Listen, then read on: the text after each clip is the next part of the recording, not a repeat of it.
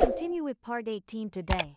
Perhaps you have already acquired some information about the true history of Earth, or you may follow parts 8 to 11 in Field 3 of the Co-Creator Messages series. Because this way you will be more familiar with this basic information. Let us refresh your memory a bit, that there have been many races from different star systems involved in the development of the human race. Your DNA is a combination of ancestral lineage from this lifetime, plus the experiences you have had in past lives on Earth. Furthermore, you have within your DNA the memory of all lives and experiences you have had, as an individual soul on other worlds, other star systems, other dimensions, and other timelines.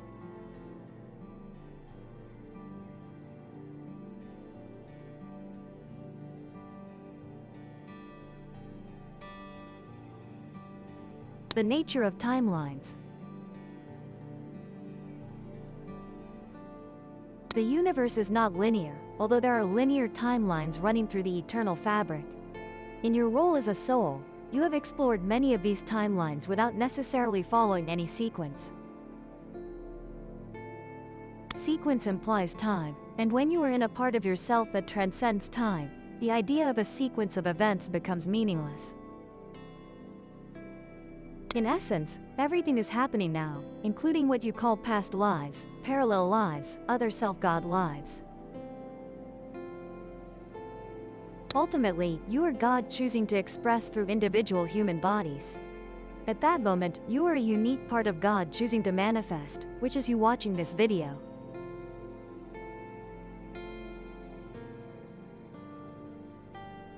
Although this may seem impossible to your surface mind, it is possible to perceive reality through the eyes of any of God's creations. This, of course, is only possible when you are not observing life from the perspective of the ego, because the ego is necessary in your world to function as human individuals with seemingly separate bodies. However, your thoughts do not need to be identified with the ego. They are free to travel between universes and explore other worlds as well as other lives. Many of you currently on Earth have experienced spiritual ascension multiple times.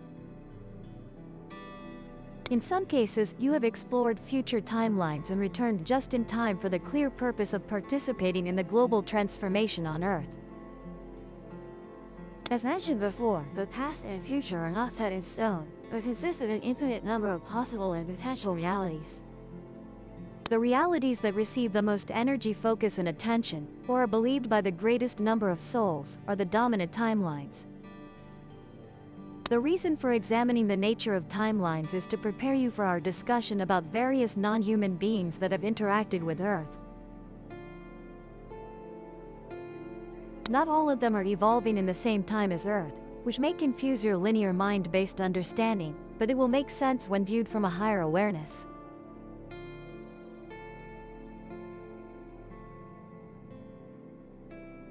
The nature of extraterrestrials on and around Earth.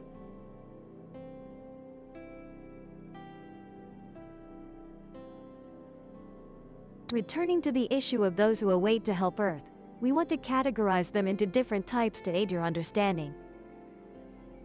First are physical extraterrestrials from other star systems, beings who have stepped out of spacecraft and walk among you, or share airspace with your conventional aircraft. Second are Ikshan entities, including extraterrestrials in the Ikshan realm. Third are ether entities, including fourth and fifth density beings, devas, fairies, angels, etc. Fourth are higher density entities temporarily residing in this dimension, as we mentioned, beings who have lowered their vibration to appear in the human realm. Fifth are long-term ecstatic beings, souls who exchange partially or entirely, called quackins. Message receivers are ascended masters, ascended teachers, creator gods, extraterrestrials from divine worlds and God.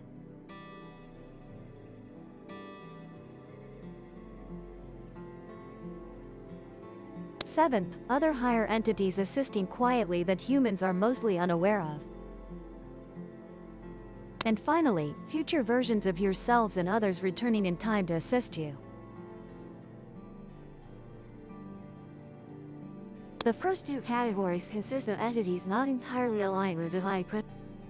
Although this group is also called helpers, it would be incomplete without some discussion about these beings, as they are considered obstructive, sometimes with helping intentions, but not understanding the necessity of human free will.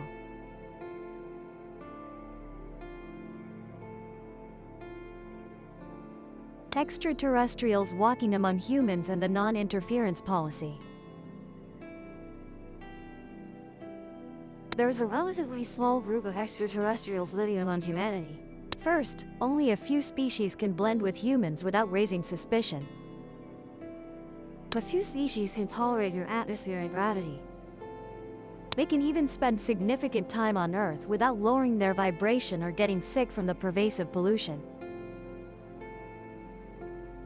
Some of you naively wonder why extraterrestrials don't simply land right in front of your government centers. Step out of their ships and wave to your presidents, prime ministers, or appear on all national television systems. Of course, things are not that simple. As you know, there are forces in your world that are not friendly to other life forms. Some may appear friendly on the surface, but have a secret agenda to steal alien technology or even kill and dissect alien sources. Worse still is the idea of aliens solving all of humanity's difficult problems. All you need to do is look at most science fiction movies or television programs to see how people even work in relation to aliens. Earlier movies showed mainly wars with rebellious alien groups, often from Mars, have been replaced by a broader view of the universe. For many of you, an obvious occurrence is that a large number of ideas in science fiction courses are stimulated from real events in the universe. The higher minds of film producers, animation producers, and writers are fertile ground for enlightenment from psychic transmissions from various extraterrestrials. Only a few of them are aware of the original source of their ideas. Certainly many of their ideas come from the inner God presence or from spontaneous creations from their ordinary minds. However, among them are some that closely resemble what is actually happening in the universes. In the Star Trek series, there is a concept called the Prime Directive. This strangely resembles the non-interference policy of the Galactic Council. This means that aliens cannot simply land anywhere and whenever they want to introduce themselves to the inhabitants of other worlds and boast about their achievements. The complexity of free will is sensitive and difficult for us to understand. In fact, that is our greatest difficulty when communicating with humans and other life forms. So, the most obvious reason why aliens have not publicly appeared in your world is because the non-interference policy is still applied at all levels, except for extremely high ones. Although there is a divine arrangement that allows help from beyond Earth, following that permission are strict rules and regulations. First of all, direct intervention is limited only to disabling weapons of mass destruction and maintaining the balance of the spiritual grid system on your planet so that it functions normally. None of us are allowed to publicly reveal our presence before your television cameras.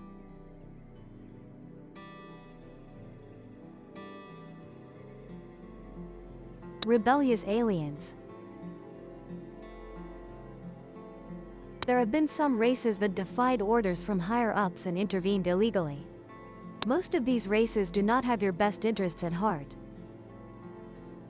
Most of these individuals are landing and moving among you without wanting to be detected, because they have concealed programs designed to access your planet or to enslave you for their selfish purposes.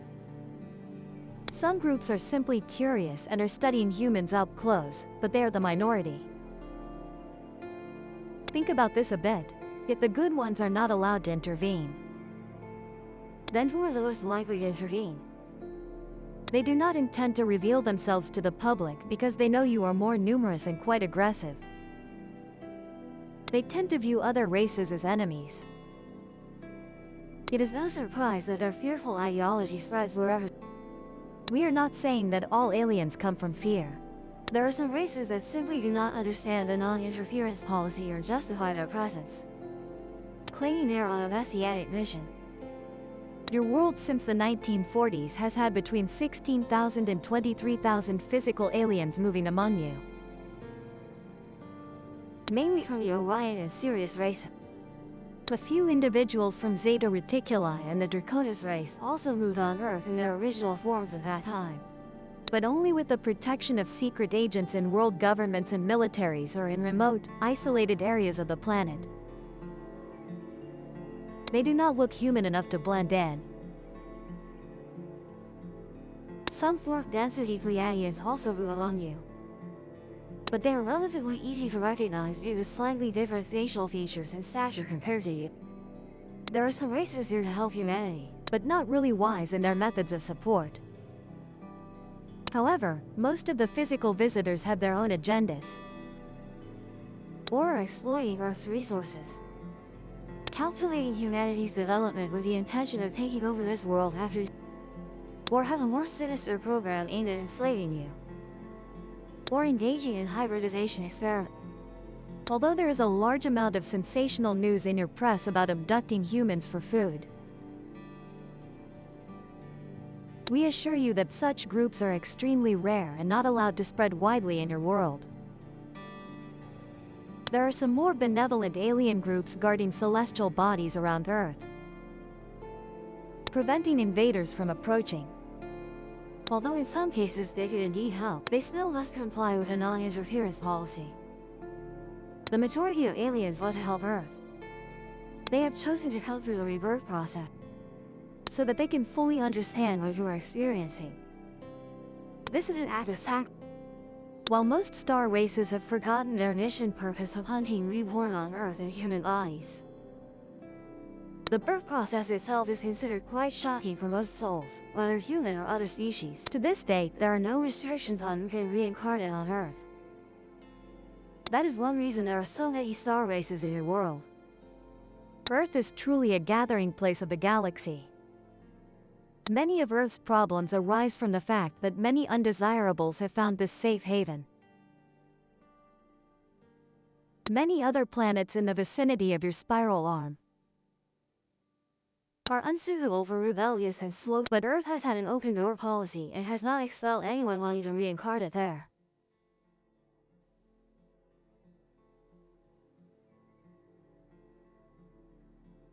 The star races on Earth. Currently, there are over 22 star races reincarnated on Earth. Most of these souls have a mixture of several star systems within it, consistent with how you experienced many lifetimes on other worlds before coming to Earth. In some cases, souls have alternated reincarnations between Earth and other worlds throughout history.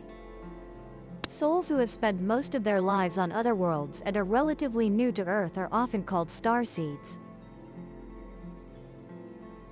In the printed book by this message receiver, Live on the Cutting Edge, a statistical breakdown of the percentages of different star races was conducted. Since that book was published, the numbers have changed only slightly. As Earth raises her vibration, there will be restrictions on who can reincarnate. Once Earth reaches 4th density, only souls vibrating at 4th density and higher can take human bodies or light bodies in the case of 5th density. This means star races stuck at 3rd density will not be able to continue coming to Earth. They will reincarnate on other suitable planets. Many of you receiving this message have been extraterrestrials and have incarnated in human form. In essence, you are all extraterrestrials because you were protected from 7th density souls long before coming to Earth. Some of you are more assimilated with Earth than others. If you have much original player DNA, you would be considered an indigenous race. But it's rare to find souls who have completed their entire life development solely on Earth. Here, we wish to detail the role of extraterrestrials and other helpers in Earth's changes. We will not elaborate on the history of extraterrestrial intervention in your world. However, at best, you will receive a progress report on the different groups visiting your Earth, including details about what they plan to do in the coming years. But you also have free will and can change their thoughts. Therefore, this information needs reasonable updating.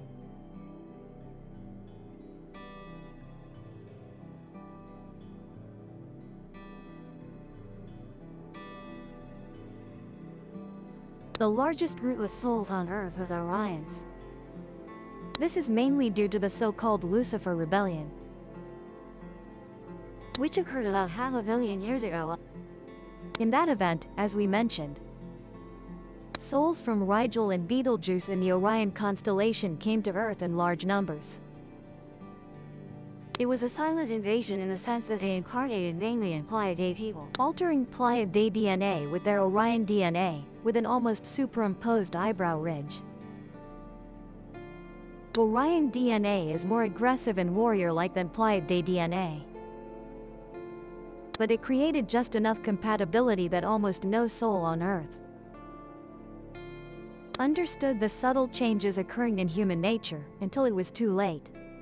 Some competitive traits in humanity are due to assimilation with animal forms, but this occurred mainly through the combination of Orion and Draconis DNA in the past. You even have a word for it, reptilian brain, which designates the competitive aggressive centers of the brain. At this junction, you have many alien combinations of Orion Draconis hybrids in the human flower race. When Earth reaches the galactic shift, emotions will be triggered within the DNA of these hybrids. Some people with a higher proportion of negative Orion and Draconis DNA may begin to exhibit violent characteristics depending on how closely they are linked to the negative paths of the Orions and Draconians in the past. Others will find themselves cast out of the light, possibly requiring more time and effort to atone for these misalignments. However, unfortunately, it will be very difficult for the majority of Orions to move out of Density 3 and remain with Earth. Although the Orions in their own constellation have evolved significantly since the time of the Lucifer Rebellion and now about 80% are in the light, on Earth, the Orions have only reached about 20%. Yet this number sounds better than the 10% of enlightened Draconians. The immediate number of negative Orions will prominently appear among those leaving Earth during the Ascension transition. Orion souls will have to make a decision at some point from now on whether to receive enough light to be able to stay with Earth during her transition. This will be a difficult task for many of them, but the decision will be made by each soul. Those who have been on the sober path of soul evolution will have an easier time compared to those just awakening at the final moment, because their current life on Earth will be in a clumsy state. You need to remember that there is nothing wrong with souls leaving Earth. All beings in creation ultimately discover that there is a perfect divine plan underlying all this seemingly chaotic and disruptive appearance. As we have said many times before, there are several planets that have been arranged to receive souls not reborn on Earth. The majority of Orions will receive the highest guidance from the more enlightened leaders of these planets. In some cases, the planets receiving disembodied Orions will have a more negative polarization. That is, these planets are primarily arranged to receive conflicting groups who wish to continue their confrontations. However, such planets will be contained and unable to affect the more peaceful Orions during their transition to other star systems. Here, we have only mentioned the Orions and Draconians who have caused such polarized chaos. What about other alien human races? Will their roles help salvage part of this situation? Or will they make it even more chaotic? Stay tuned for the next part of the series. You will seek your own answers. For now, Yi Kwon says goodbye.